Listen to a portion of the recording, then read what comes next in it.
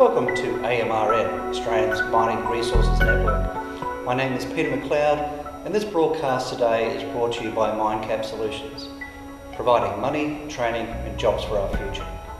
Today we will be talking with one of the Queensland's well-known mining identities, Chris Towsey. Chris has been a geologist and a senior manager in the mining industry for over 30 years. He is a former director of the Queensland Resource Council and has extensive experience with underground gold mines. Chris has also been a general manager for the National Occupational Safety Association and is currently a health and safety executive for QCoal. Chris, welcome to AMRN and thank you for taking the time to talk with us today. Thank you, Peter. It's good to be here. Chris, Minecap Solutions is often asked by companies on how they can introduce their goods and services directly to the mining industry. However, the majority of them have no knowledge of the industry or even where to begin to look. Therefore, by request of our viewers, could you please explain to us the life of a mine?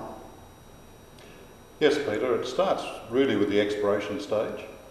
We have geologists, field assistants working out in the field. It moves from that through to a drilling program. From the drilling program, it'll then move to feasibility stage. From feasibility, it then moves through into the construction phase. Then the mining phase takes over at that stage. It may run for 30 or 40 years and then goes through a mine shutdown and then the mine rehabilitation and closure process. At what stage do external contractors participate in the exploration project? Well, Peter, the exploration stage is normally done by an exploration company or the exploration division of a larger company. External contractors come in probably fairly early on. We'll conduct often aerial surveys, and that's done by specialist groups, geophysical companies, aerial photography companies come in at that stage. Feet on the ground, we've got people out there initiating the drilling program. So they're going to require roads into an area, they're going to require drill pads to be cleared. So at that stage we're looking for external contractors operating earth moving equipment. The benefit to the community from that is from the earth moving equipment that's actually on site.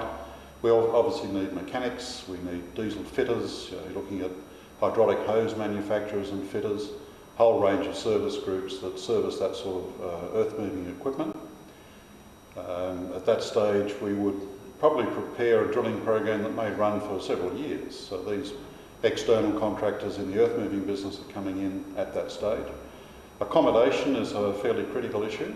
A lot of the central Queensland area particularly, there are no motels. A lot of the towns are company towns, so there's no accommodation for a competitor company coming in. So we're looking for caravan hire companies prepared to hire out caravans that'll sleep, say, 4 to 6 people. We're looking for people supplying mobile offices, dongas, small self-contained units, right the way through to people who operate major camps of maybe 400 or 500 people. So there's quite extensive use of contractors. Obviously, hire vehicles. We're into hiring four-wheel drives and conventional sedans as well. People have to move from the airports out to the exploration areas. At that stage, we'll hire four-wheel drive vehicles, which will move from the exploration camps and do most of the bush work around the outside. What other sort of contractors might be useful in other stages, such as drilling, construction and even closure and rehabilitation? Labour hire companies, where the mining industry used to be an unskilled industry with a large proportion of people basically doing labouring type jobs. A lot of that has changed. We employ field assistants at the exploration stage and samplers who are basically people with good bush skills, ideally people off properties or farming areas who have the knowledge of small motors, chainsaws, pumps, that sort of thing, generators. We move from that into the drilling phase, and the drillers always need offsiders to assist the driller on the rig. Again, they're people with practical skills. There used to be no formal training course for a driller. It was normally a diesel fitter or a mechanic who went from working on the rigs to actually operating the rigs. So the diesel fitters, diesel apprentices have often moved in to become drillers offsiders, but quite often we'll have unskilled people taken on by the drilling companies and they will train up the drillers offsiders. So we're looking at that stage, again, the earth moving contractors are still part of that. Major freight companies. The drillers use a lot of consumable materials, cement down the hole, PVC pipe, so that needs to be supplied. It needs to be transported out from that area, and obviously we need people setting up fuel dumps as well, so overhead tanks required. People like BP and Shell are supplying diesel fuel into those areas, but again we're drawing from local suppliers, local freight companies. We need water trucks to water the roads, keep the dust down, and also supply water for the drilling process. You then move into the feasibility stage, which tends to be more office-based, but there are things like an environmental impact study is required, so again you need people out in the bush collecting samples, setting insect traps, collecting seeds, doing water sampling, so again there's feet on the ground required with that, with all the associated accommodation, transport that's required for that. We're looking for moving from the feasibility stage, moving into construction. Now that's a major phase, quite often done by one of the major construction companies, the large contractor, but they will subcontract out a lot of those tasks as well. So a group like Leighton's or Tees may undertake the major construction work, but steel fabrication, galvanising or painting of that steel after it's been fabricated will go out to local contractors. So these larger contractors will subcontract jobs out. So you're looking at electricians, plumbers, fitters, carpenters, a whole range of groups, quite often drawn from the local area, because a major construction project for a mine may employ 400 and 600 people. Ideally, you want those based locally if you possibly can, so you don't have to provide transport or accommodation for them. If they live locally with their own transport, that solves a major headache for the major contractor. Otherwise, you've got to provide accommodation in camps, you've got to find an area for that. You need permits from the local shire council. A lot of people don't realise mining companies pay rates on their mining leases. There's been some discussions about fly-in, fly-out arrangement versus people living locally, but the mining companies do pay local rates to the local shire for their mining leases. That's a local government charge, in addition to the rent that they pay for the mining lease to the mines department. So there are opportunities there for contractors to supply both food, accommodation, major earthworks, obviously in the construction phase, things like conveyor belts, which are often specialist areas, but people who make conveyor belts don't just make them for the mining industry, they make them for the wheat industry, cement, coal, a whole range of different areas as well. So again, we're looking at a range of specialist equipment which may come on site for long-term or short-term. We need cranes. The cranes have to be certified, kept in good condition, meeting obviously the mechanical standards required for the mining industry. We're looking at things like drug and alcohol testing, occupational health therapists, looking at rehabilitation of any workers that are injured. So we're looking for physiotherapists, not to employ full-time, but to use the local services that are in the local areas or in the regional towns. Medical services, we need for the more isolated areas, communications, so two-way radios, internet connections, satellite phones, satellite hookups for various data transmission arrangements. Often landlines are put in as well. A company may either generate its own power or draw from the state grid. If they draw from the state grid, they'll require power lines to be put in as well. So again, the suppliers of timbers or steel fabricators to make the posts and the carrying mechanism for that to supply the wire. Groups, the major electricity generating groups will oversee the final connections, but may allow contractors to actually put in the connecting lines from the grid out to the mine site. Water supply, so we're looking for PVC pipe, poly pipe.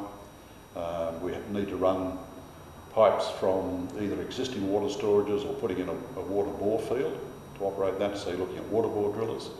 All the suppliers of casings for that, downhole pumps, surface pumps for pumping material, and all the associated groups associated with the repair and maintenance of all that sort of equipment as well. So again, you've got electricians, fitters, plumbers, maintaining all that sort of system. So it's quite a wide variety of people who are not specialist mining contractors. These are people maybe living in a small to medium-sized country town. They've supplied those sort of services for domestic buildings and their local industry. It's simply a matter of applying those into the mining industry as well. Chris, if I were a contractor with an earth-moving company, who would I approach in the mines, or whether it be actually on site or back at their head office, and how do I source that information? Peter, there's two ways to source it. One obviously is to contact the companies direct, simply ringing them up, asking them how their projects are going, following their quarterly report releases to the stock exchange, direct contact with people they may know in the industry or some of the major contractors, obviously things like reading the financial review to find out what major contracts have been won by the major mining contractors. A second mechanism is to look at industry groups like MESCA, which is part of the Australian Industry Group. They run a presentation probably once a month in some of the regional areas in Queensland, somewhere like Mackay or Emerald or Rockhampton. They'll get a speaker from the mining industry coming up to discuss what their company's up to, and they'll give a presentation that runs maybe for 40 minutes or so on where the company's at, what they're doing, what the sequencing is going to be for the events coming up, and what contractors they're going to be requiring and what external supply of equipment, plant, machinery and chemicals, consumables, that sort of thing they're going to be needing. So contractors interested in getting into the mining industry should look at groups like MESCA, the Australian Industry Group. There are a number of contractors around who supply that sort of information, who track what projects are going and how they progress through, and for usually a subscription fee of some sort will issue that information out as to what new projects are coming up, with details of the total expenditure to give outside groups some sort of idea of are they in the ballpark for those sort of contracts.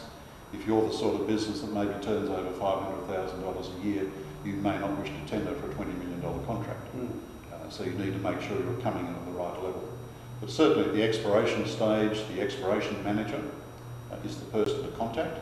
That may be part of an exploration department for a large company, or it may be the entire company for a small exploration group. So look for the exploration managers. There are industry journals that come out, look at who's advertising in those to find out who the major contractors are. There are groups like the Resource Industry Unit, RIU, that puts out a publication called the Register of Australian Mining. It's available on CD or as a book. That lists every mining company in Australia that's listed on the stock exchange. It lists all the company directors. It lists every major project and every major mine, and it has all the contact details for each major mine. So that Register of Australian Mining is a critical piece of resource for anybody in the sales side of contracting, because it'll give you the name of the individual people and the local phone number on the mine site so they can get directly through. You know what it's like, you ring up a company and you get the secretary or someone on the switch whose job is to screen the calls and take the load off people. But if you can ring up and say, I want to speak to Mr. Bill Smith, the exploration manager, then people think, oh, well, he obviously knows the guy, so that call tends to go through. So that's a great resource. But those three areas, direct contact with the company, using industry publications like the Register of Australian Mining to get the contact details, or going to groups like MESCA or some of the other contractors who supply information on major projects. MESCA would also possibly be able to help a firm determine if they're large enough, so to speak, to be able to tender for some of the contracts, and that, give them that type of information as well? That's right, Peter. MESCA is made up of a whole range of groups.